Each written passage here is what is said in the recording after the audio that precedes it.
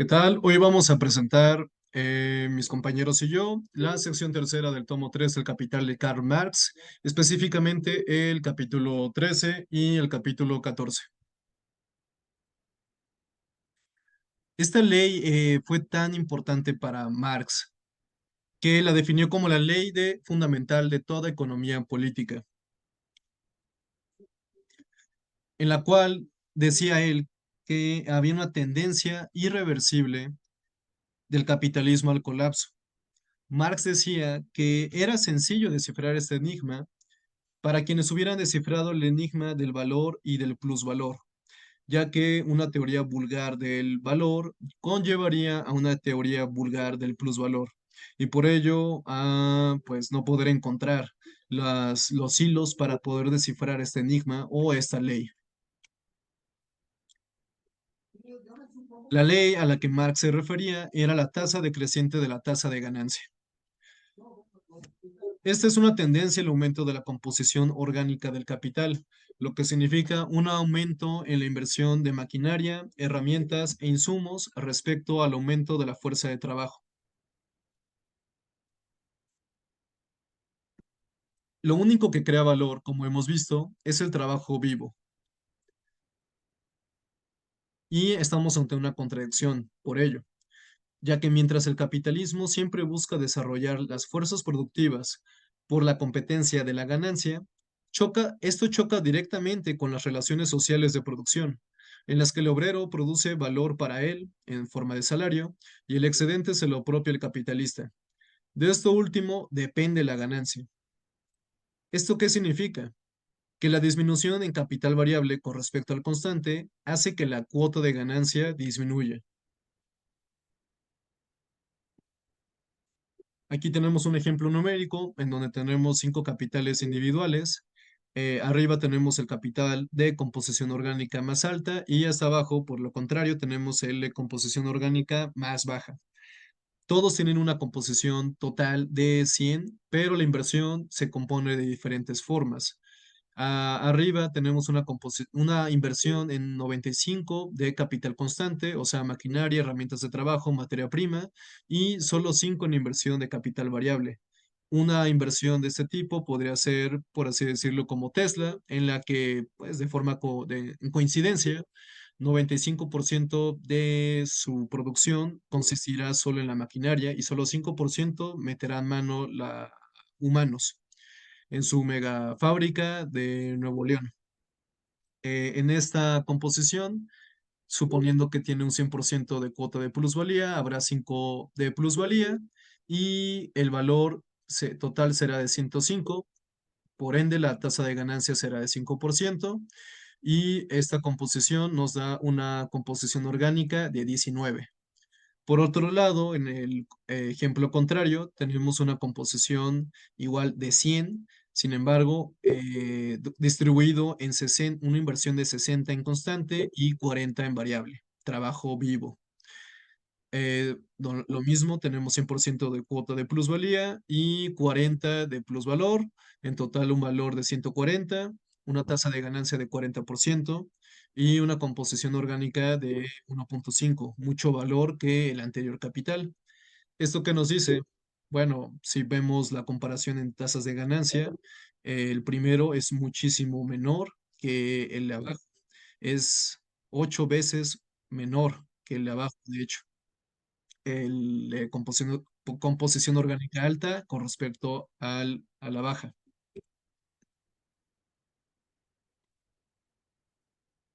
No hay forma de contrarrestar la tendencia, ya que esta está asociada intrínsecamente al éxito, no al, no al fracaso, sino al éxito de este modo de producción, ya que este se expresa en el desarrollo cada vez mayor de las fuerzas productivas, lo que de nuevo hace que choque con las relaciones sociales de producción. Y en otras palabras, al aumentar la composición orgánica en búsqueda de acaparar ganancia, terminan provocando justo el efecto contrario, ya que lo único que produce nuevo valor y por ende plusvalor es el trabajo variable, el trabajo vivo. A medida que aumente la composición orgánica, aumentará la productividad del trabajo humano. Y esta será cada vez más eficiente. Esto es un efecto que contribuye a la disminución del trabajo vivo con respecto al constante. Esta reducción es relativa, más no absoluta, lo que quiere decir que no necesariamente esto se traduce en recortes de salarios o en recortes de personal. Tenemos un ejemplo en el que un capital individual, por ejemplo, en un periodo X, hace una inversión de 100 en constante y 100 en variable. Imaginemos que en la sociedad en la que está este capital hay un aumento de población. Entonces se contratan más obreros, 150 de variable, pero hay un aumento en capital constante, imaginemos materia prima, de 1000 en 1000. La ley de cuánto tal. Hay una relación inversa entre la composición orgánica y la tasa de ganancia. A mayor inversión en capital constante, menor será la tasa de ganancia. A mayor explotación, mayor tasa de ganancia. Por ello, la tendencia al continuo aumento de la explotación para compensar la caída de la tasa de ganancia.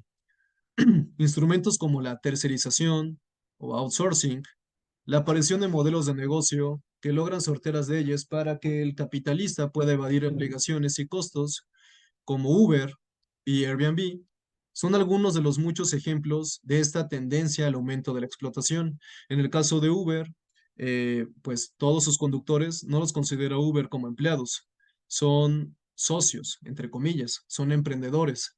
Por ello, Uber se deslinda de darles prestaciones como seguro de gastos médicos, costos, para la pensión, eh, el Infonavit y muchos otros costos que un empleador debe de asumir en un régimen normal de empresa. Sin embargo, con estos modelos de negocio hay huecos legales por donde se pueden salir y esto no es coincidencia. Sabemos cómo nuestros marcos jurídicos están formados para que nuestro sistema económico se pueda reproducir cada vez más. Y así Airbnb, de la misma manera que Uber, trabaja con emprendedores. Sin embargo, aquí no trabaja con empleados o bueno, con personas que trabajan, sino con dueños de inmuebles.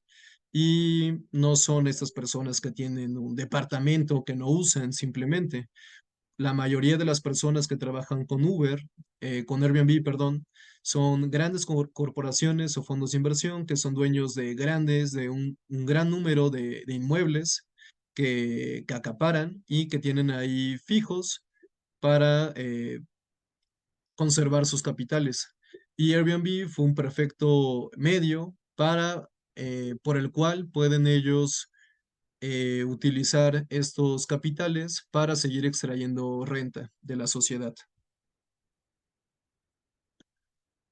La dinámica de la crisis.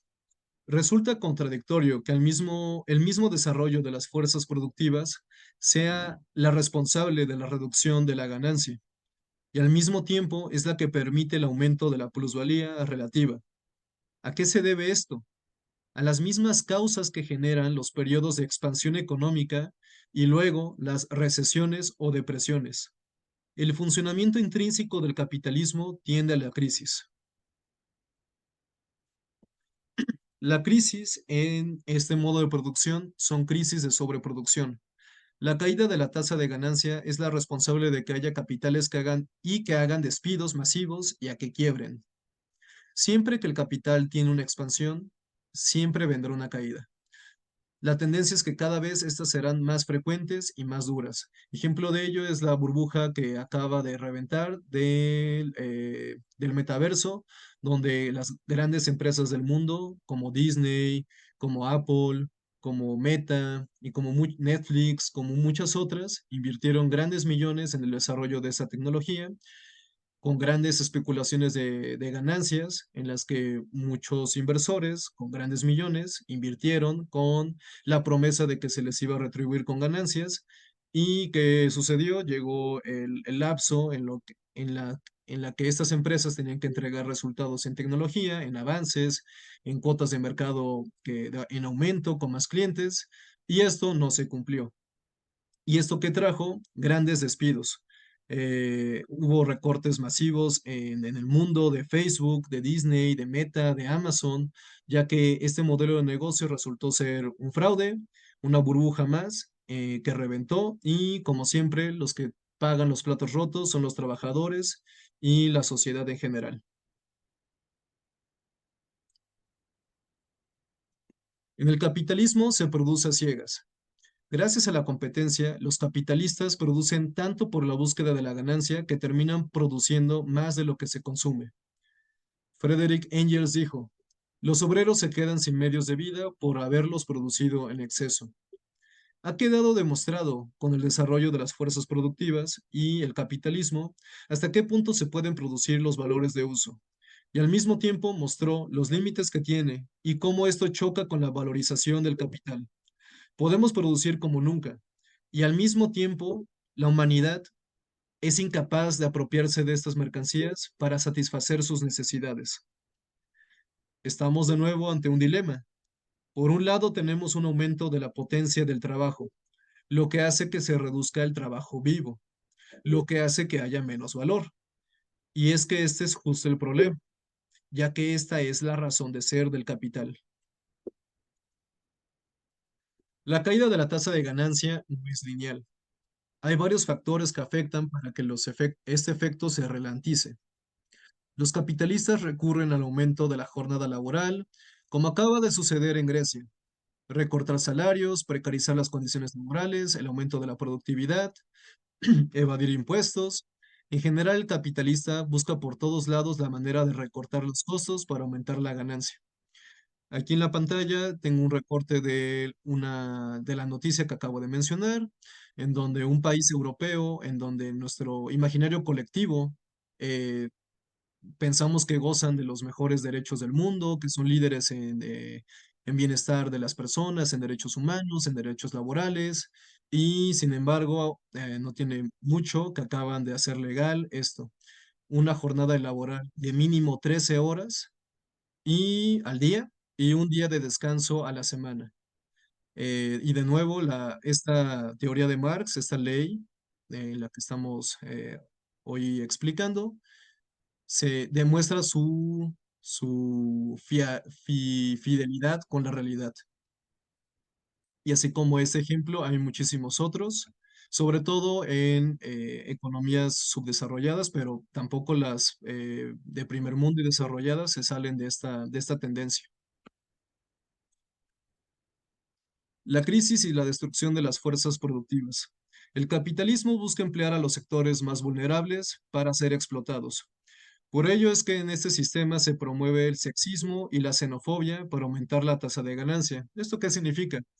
Si en nuestro sistema se reproducen esto en nuestra cultura, el sexismo y la xenofobia, de manera sistemática se puede, no de manera jurídica, pero sí normativa, se puede perpetrar que se le pague menos, por ejemplo, a una mujer, a pesar de que hace el mismo trabajo que un hombre, pero por este sexismo prevaleciente en nuestra cultura, se le puede entregar menos valor en salario que el que se le entrega a un hombre de manera general.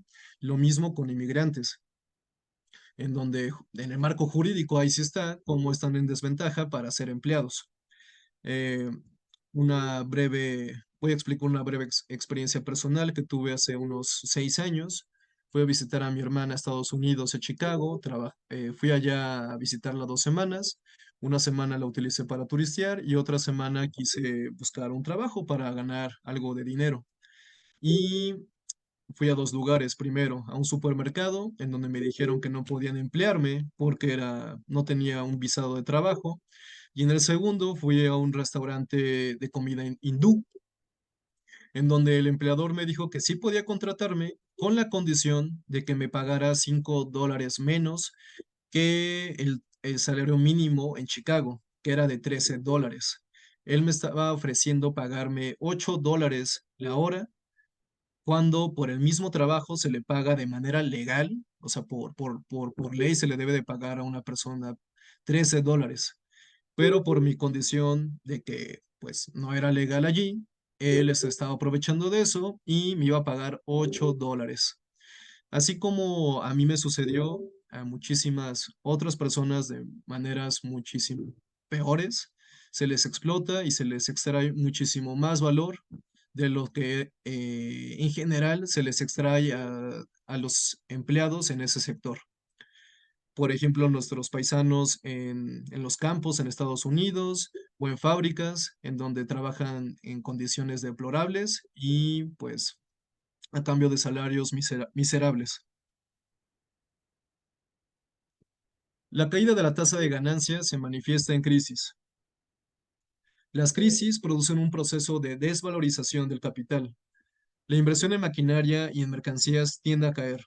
Las empresas pueden irse a la quiebra. Sus acciones caen y son absorbidas por capitales más grandes, por lo que hay una centralización del capital. La crisis es un proceso de destrucción de capital, lo que permite entrar a un nuevo ciclo de acumulación de capital.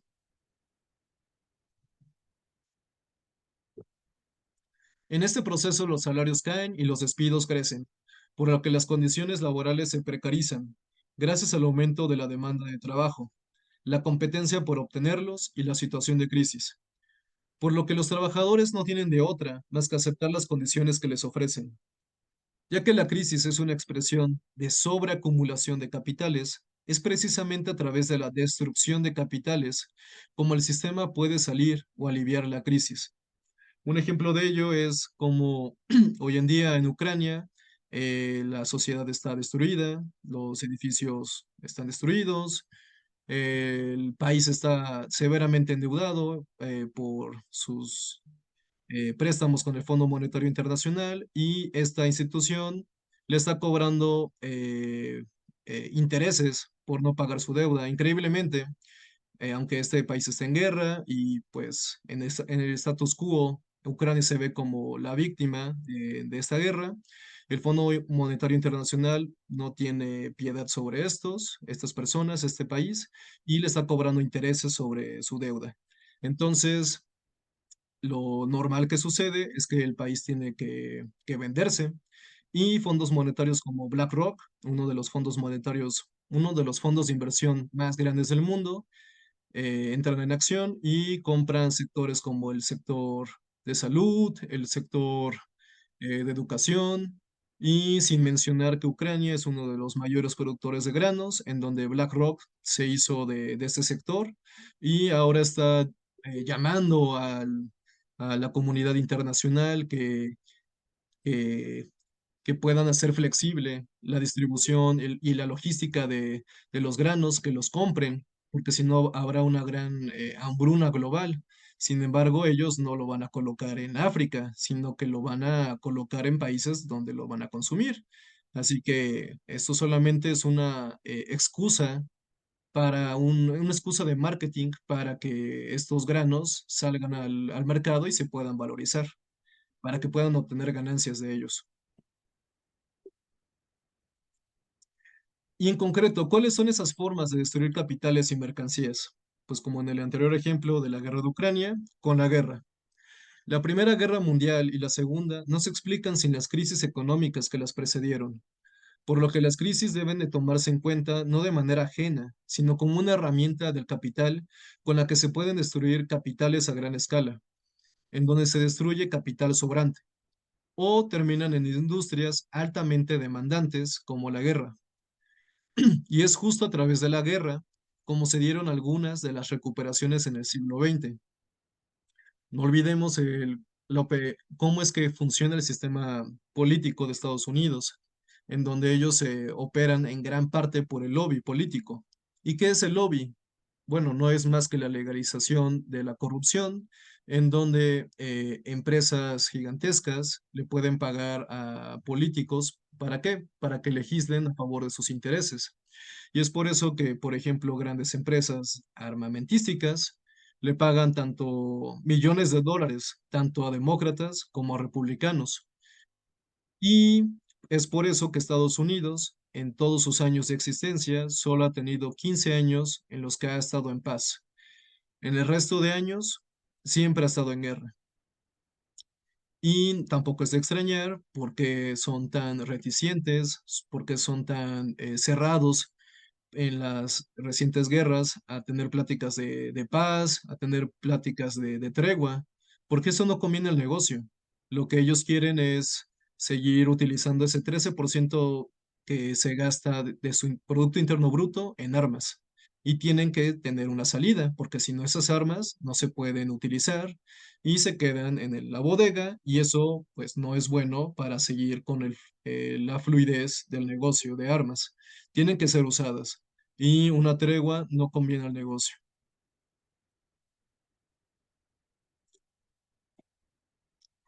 Y como reflexión final, el capitalismo es finito y nada garantiza que después de esto llegue, que lo que sea que llegue sea algo mejor.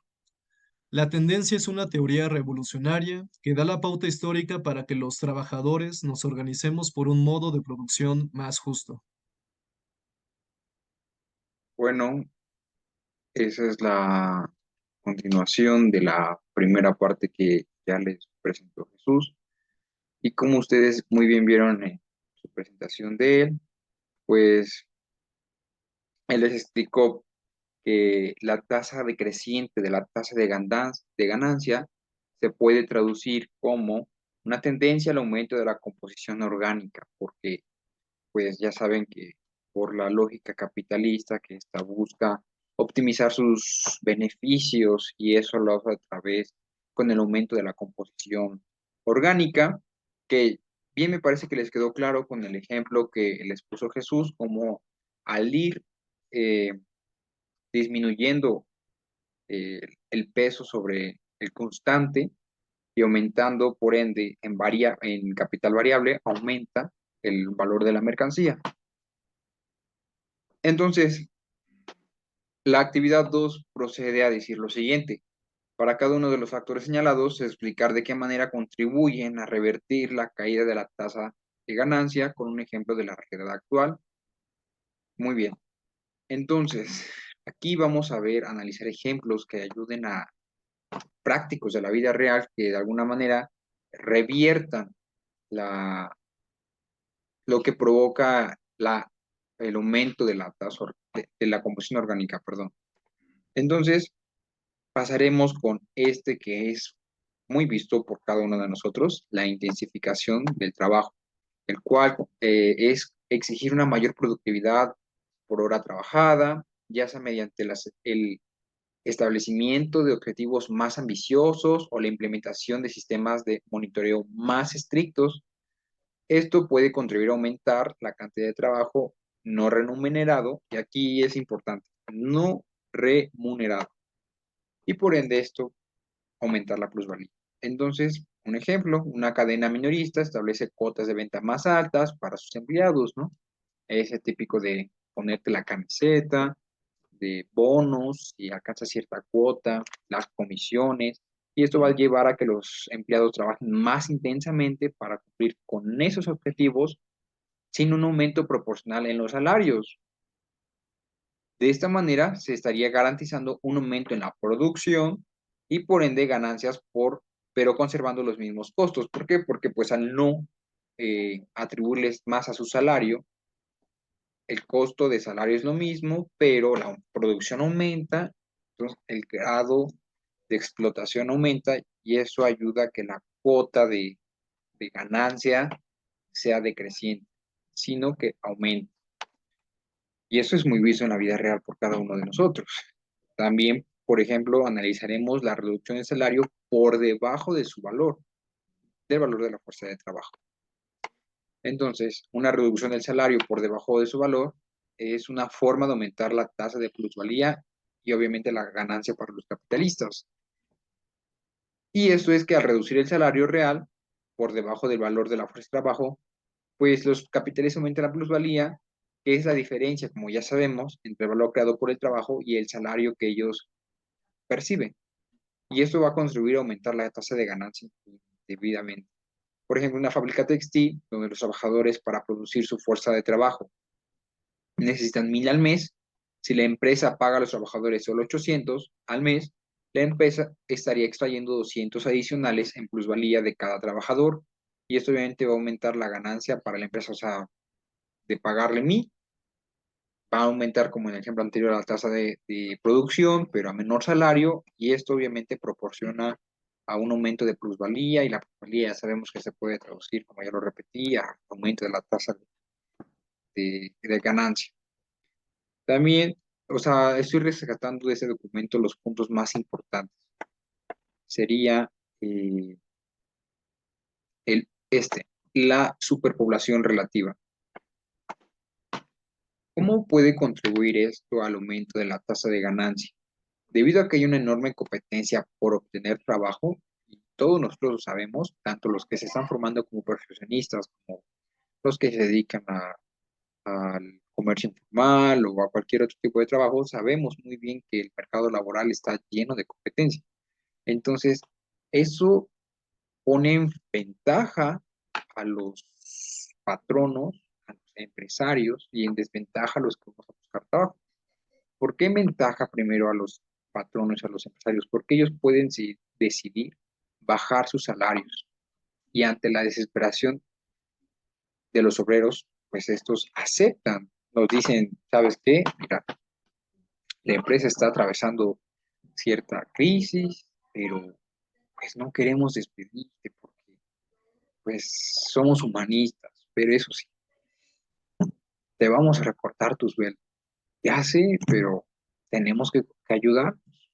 Yo no te despido, échame tú la mano a mí aceptando que te baje el salario. Y así, o sea, así. Y pues tú dices, híjoles, mis hijos apenas van a entrar a la escuela, vienen colegiaturas, uniformes, ya me lo toca pagar la renta, ya se va a acabar el gas. Y pues, ¿qué haces? Pues aceptar. Esto no es nada de ciencia ficción, es mera realidad. Entonces los empleadores, los patrones aumentan su tasa de ganancia al obtener manos de obra pues más a bajo costo, ¿no? Digo, igual hasta veanlo de esa manera, ¿no? El mismo número de trabajadores que tenía, a todos al ceder por no perder sus puestos, bajar sus salarios, con todo eso que ahora el capitalista se está ahorrando, pues bajan los costos de producción porque es menos lo del salario, y aumenta su tasa de ganancia, y también, pues si es muy astuto, pues todo eso que se está ahorrando lo utiliza para contratar a otros trabajadores. Al fin y al cabo quedarían tablas, espero que entiendan eso. Bueno, él quedaría tablas, perdón. Otro factor, el que haya la superpoblación relativa, es que el incremento en la intensidad del trabajo. Porque si retomamos el punto anterior, ante la competencia de trabajadores por obtener un trabajo, estos deciden aceptar las condiciones que les proporciona el empresario. Entonces, pues, ¿qué se observa, no? Eh, que le dicen, ¿sabes qué? Pues sí, mira, te vamos a reducir tu salario, pero pues también vamos a querer que dobles turno. Y va a preguntar, oiga, pero ya me está bajando el salario y no me va a pagar ni horas extras. Y todavía quiere que doble turnos. Y te va a decir, es lo que hay. Si no, mira, allá hay 50 más que estarían dispuestos a aceptar por el mismo salario las horas de trabajo extras y la doblación de turno. Yo estoy siendo bueno contigo al no quitar de tu lugar, solo apóyame tú. Allá hay 20 más. Por lo que tú vas a ganar, están dispuestos a hacer lo que te estoy pidiendo que tú hagas. Entonces, ¿qué hacen? Eh, el empresario, el patrono, pues fuerza, ¿no? A que no le quede de otra, porque pues sí, no le va a quedar otra más a esa persona y más, y nos ponemos a pensar que ya es una persona grande, que ya sabe que no va a poder encontrar trabajo fácilmente, o que no sabe hacer otra cosa más que lo que ha hecho ahí durante varios años en esa empresa.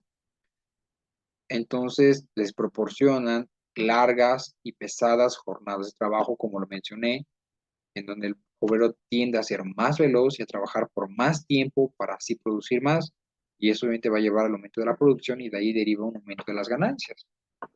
Y pensemos que si es una persona que llevó años en la fábrica, ya la ven pues de 60, 50, pues le exigen, ¿no?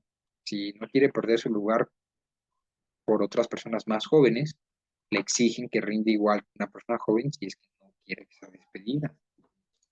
Y esto facilita la acumulación de capital, el que haya tantos trabajadores disponibles, o sea, el aumento de la reserva industrial, le llama Marx, el aumento de la reserva industrial. Eso facilita la acumulación de capital, porque esto le permite al capitalista el poder de tener acceso a una fácil movilidad y desplazamiento de la fuerza laboral solo con tal de producir más. O sea, para ser más concretos, este podría ser usado en momentos donde aumente la demanda. ¿Sabes qué? A lo mejor es una empresa que, no sé, qué sé yo, fabrique gorros de Navidad. Y pues se vienen a partir de noviembre, diciembre, aumentan la demanda de mano de obra solo hasta enero y de ahí la despiden. Solamente es por demanda. Y ustedes hasta en la teoría económica lo saben, ¿no? En microeconomía lo vieron muy bien que según los marginalistas, que el capital constante eh, pues es constante en corto plazo y el único variable, sea en corto plazo y largo plazo, es el capital variable, que es la mano de obra. ¿Por qué? Porque ustedes muy bien saben que ante temporadas, como bien lo repetí, el patrón no puede decidir aumentar la mano de obra por ciertas temporadas y así como termina, pues así se va la famosa contratación por trabajo, por tiempo de trabajo. Bueno, entonces estos fueron algunos factores que revierten la tasa de ganancia, la caída de la tasa de ganancia. Y esto, pues ahora pasaremos a analizarlo en el sentido de que ya englobado con lo que dijo Jesús anteriormente y con lo que ahora yo retribuyo, es ya más específico en la actualidad la sobreacumulación, porque cada crisis es una sobreproducción, una sobreacumulación, como la crisis de 1929, como la que hemos estado viviendo a nivel global, y que sumado a eso se le han unido factores indirectamente externos, como guerras, que también son originadas por estas crisis precedidas. Vamos a ver, pues, causas y efectos que generan. Entonces, pues vamos a ver ya en un enfoque más global, específicamente en la pandemia COVID-19, cómo surgieron a raíz de todo esto el producto del capitalismo que ya está en declive. David Heidelberg, que es una liga que el maestro recomienda material recursos, es en lo personal para mí es un gran autor, escritor. Un libro muy que me gusta mucho de él es Pequeña historia del neoliberalismo. Y en lo personal yo abordé dos causas de una liga de él, porque me parece que tiene un pensamiento muy completo, muy crítico, pero muy completo. Y precisamente siempre aborda la causa desde la introducción del neoliberalismo en todo el mundo. No solamente lo enfoca en un país, sino en todo el mundo a nivel global. Pero pues es evidentemente que en la pandemia empieza a mostrarse la esencia de todas estas contradicciones de este sistema capitalista. Antes de la pandemia se mantenían, como muchas cosas de ese sistema capitalista, en las apariencias, no se podían ver. Pero a raíz de la pandemia se están evidenciando todas estas contradicciones, como diría pues la ley de los contrarios, estas contradicciones que hay en el sistema capitalista, ¿no? Porque, ¿cuál sería la más evidente según la analizada anterior? Que al aumentar yo mi composición orgánica, al despedir más mano de obra, yo invertir en máquinas, me voy a ahorrar sindicatos, salarios y que sea muy automatizada mi empresa, pero la tasa de ganancia va a verse reducida y eso genera una sobrepoblación, desempleos Ya vieron cómo es la contradicción, pero si yo aumento más mano de obra y hago, porque bueno, sí lo hacen, y hacen lo que yo analicé lo anterior en el archivo 2 de aumentar, de reducir los salarios, de aumentar el grado de explotación, pues eso genera enfermedades psicológicas, salud, o sea, mortales. ¿Ven esa contradicción? O sea, entonces, ¿qué conviene? ¿Subirlo o bajarlo? Es una contradicción que en algún punto va a tener que llevar un resultado. Ya saben, la antítesis, la síntesis, la tesis. Entonces, esa contradicción va a tener que llevar al resultado. Entonces, lo que quiero aclarar es que esa pandemia ha evidenciado todas esas contradicciones. Yo solo mencioné estas, pero hay muchas más contradicciones de ese sistema, porque ustedes saben que en este sistema no se produce para las necesidades, hay una sobreproducción, o sea, somos una sociedad consumista, consumimos lo que incluso no necesitamos. Entren ustedes, si ustedes lo saben, a Mercado Libre y todas esas páginas de internet, o sea, gatitos, patitos de hule, tontería y media que no necesitan, y consumen. También con lo mismo con la comida. Ustedes muy bien sabe que este mundo y ese sistema producen más comida de la que necesitamos y mucha se desperdicia cuando países como África, entre otros, requieren de esa comida, pero se sobreproduce. Se digo, en la actualidad, muchos restaurantes, lo que no se vende en el día se tira. Es bien sabido y ustedes lo saben, que lo que no se vendió en el día se tira. No es como que ellos se toman la libertad y la empatía y la humanidad y decir, bueno, llévenselo ustedes, trabajadores, a su casa, si quieren. No, se tira. O sea, es una sociedad que tiende al consumo innecesario. Y se produce, se sobreproduce, se sobreproduce. Y otra condición que ahí les voy a marcar es que se sobreproduce y hay crisis económica. Ni siquiera hay dinero, porque en un país como México y América Latina, donde apenas si la mayor parte de la población su dinero lo ocupa para vivir al día, pues ya parece que van a andarse dando la libertad de consumir aquello, aquello. O sea, no hay dinero. Lo que quiero que entiendan es que no hay dinero, no alcanza, y las empresas siguen sobreproduciendo, produciendo, produciendo como si fuéramos un país de primer mundo y nos alcanzara para consumir. O lo que hacen, desgraciadamente, es que les lavan el cerebro y les dicen, pues, no te estoy diciendo que me lo pagues al contado, perdón, endrógate y me lo vas pagando en paguitos. Y pues ya lo ven, con su iPhone 13, con un menos del salario mínimo, viviendo en San Ramón, pero con su iPhone 13. Una sociedad que tiende al consumo, que pierde esa conciencia de clase y diría el maestro Hugo, están fetichizados. Pero bueno, causas. El encierro obligado por, vamos a abordar las primeras dos en aspecto salud y una última que me corresponde en el aspecto económico. Causas, el encierro obligado por la pandemia ha traído una nueva crisis sanitaria, la salud mental, que es importantísimo. Ustedes saben que muchas enfermedades se desarrollan a partir de la salud mental y sus consecuencias que, pues, la incertidumbre asociada con la pandemia genera preocupación por la salud personal, personas allegadas, esta ansiedad de saber si mi familia va a estar bien, si yo voy a, el cabeza de familia que se preocupe de que, híjole, si yo me enfermo, quién va a proveer a mi familia? La pérdida del empleo. Ustedes saben que muchos en la pandemia perdieron su empleo. La inseguridad financiera, ya saben cómo se pusieron las bolsas bursátiles a raíz de la pandemia, la incertidumbre de saber qué va a pasar, qué no va a pasar, si invertir en México, invertir. La interrupción de la vida cotidiana ocasionó un gran aumento en casos de estrés y ansiedad, se dispararon.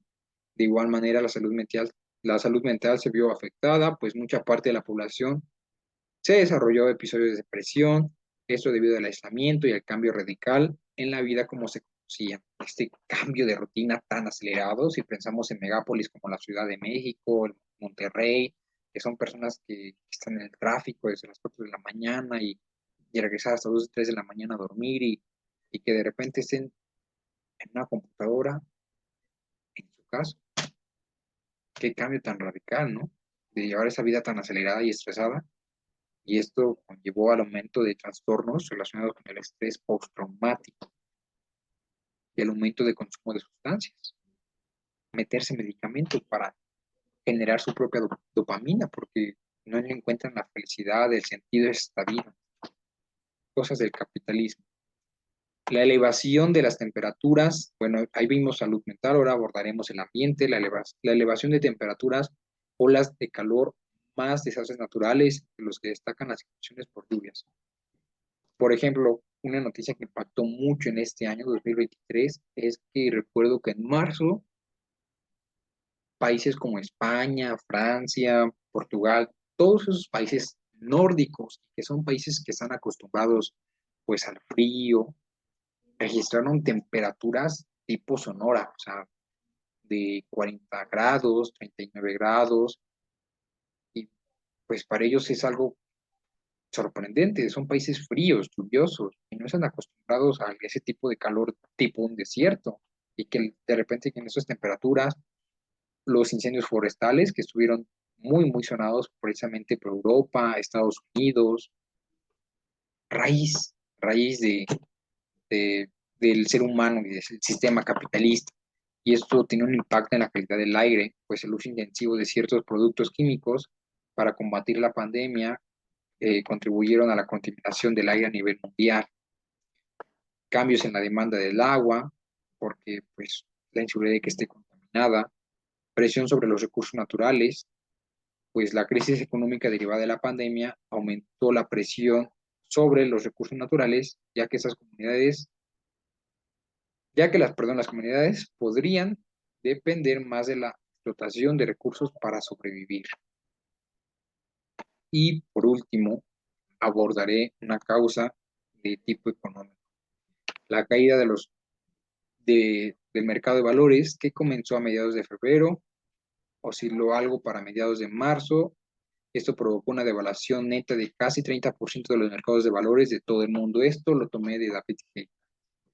Entonces, en cuanto a sus consecuencias de esto, es que en cuanto a los mercados financieros, dependieron mucho de su volatilidad, y esto es la variación en el precio de sus activos financieros a largo plazo, y estos pues se quedaron estancados, evidentemente, y las personas que dependen de ese tiempo de rotación de su capital, al estar congelado y tener pérdidas, las personas se desesperaron y prefirieron dejar de invertir. Y ustedes, muy bien que conocen la teoría económica, saben qué sucede inmediatamente cuando se deja de invertir. Entonces, tuvieron que vender sus bonos a un precio más bajo. Les recuerdo esta macroeconomía, a un precio más bajo. Eh,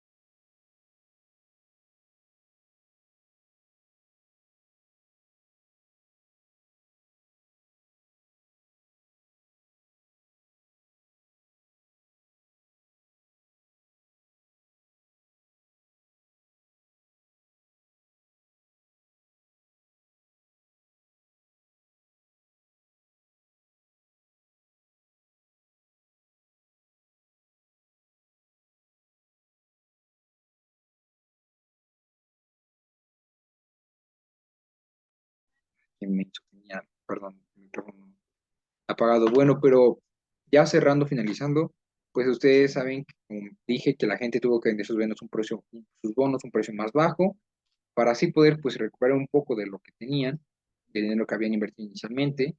Pues ya saben que la gente busca las ganancias, y cuando no lo hay, pues prefieren no invertir su dinero en capital. Y ustedes muy bien saben qué sucede cuando baja la inversión, aumenta la tasa de interés, baja la inversión, pues se menea toda esa cuestión del desempleo. Entonces, pues hasta aquí llegó mi parte, donde abordamos las medidas para revertir la caída de la tasa de ganancia, la exposición de esas contradicciones del sistema capitalista, y algunas causas y consecuencias que se han surgido a partir de esta crisis del COVID-19 a la salud ambiental, al salud, perdón, al sector ambiental, medio ambiente y económico. Gracias.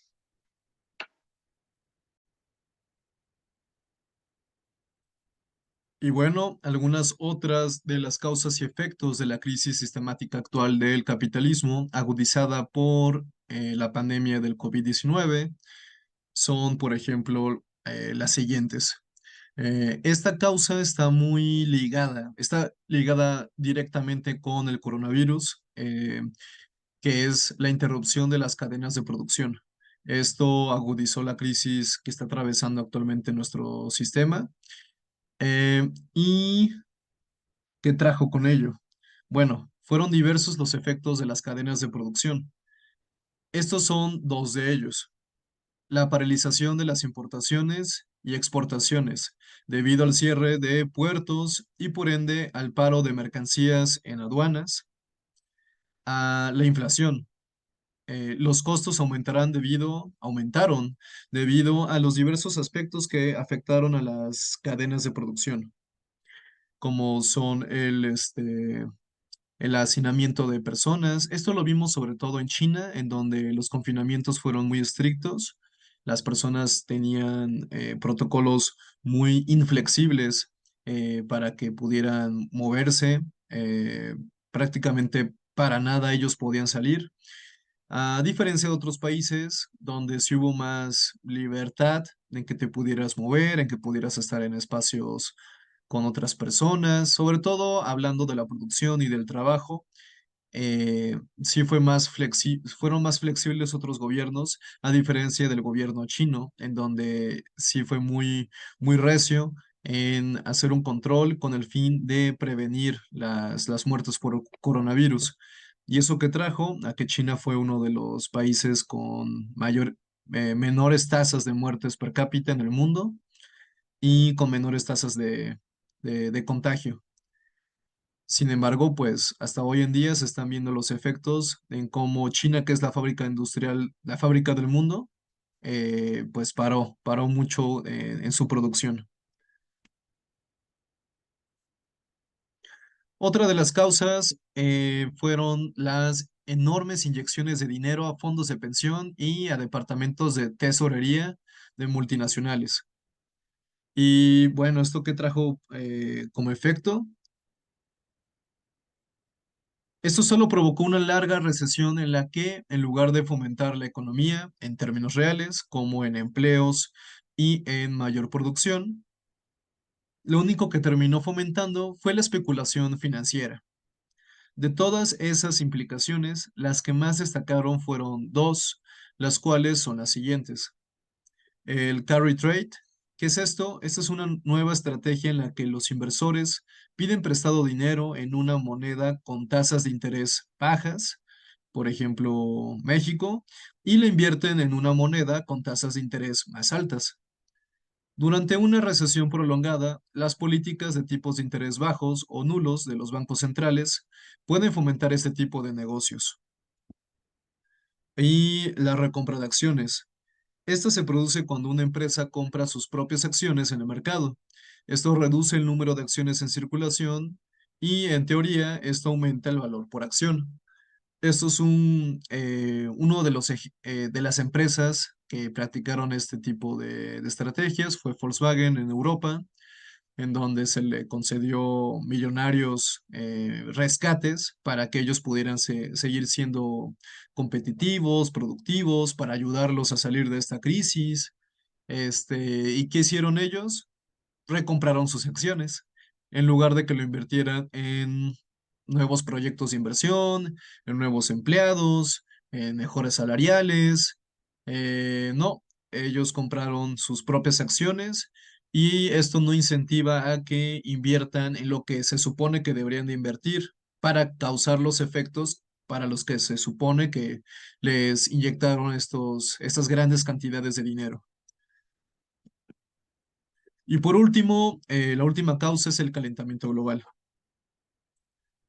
al aumento gradual de temperatura a nivel global, intensificación de desastres naturales y cambios en el comportamiento habitual de enfermedades, debido al cambio de condiciones en el ecosistema, como las grandes cantidades de contaminantes a la atmósfera por la minería a cielo abierto y en general la intensificación de los desechos industriales por el continuo aumento de la producción, los cuales en su mayoría no reciben una correcta gestión.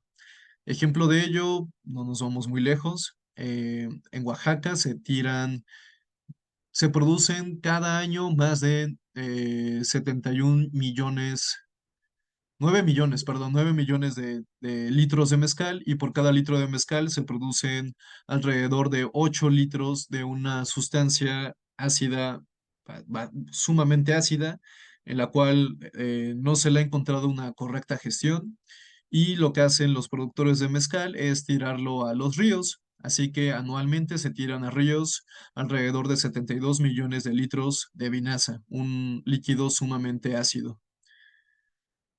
Eh, y bueno, ¿cuál es el efecto de esto? Investigadores apuntan a que el cambio climático será responsable de nuevas enfermedades desconocidas, como posiblemente fue el caso de la pandemia que trajo el coronavirus en el 2020, lo cual nos lleva a un aumento de demanda dentro del sector de salud por un aumento en la tasa de personas enfermas.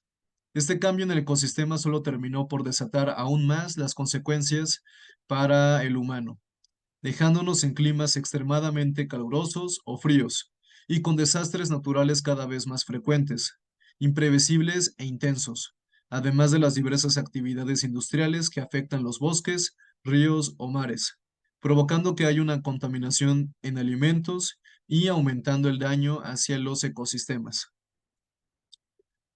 Pues esto es todo, muchas gracias.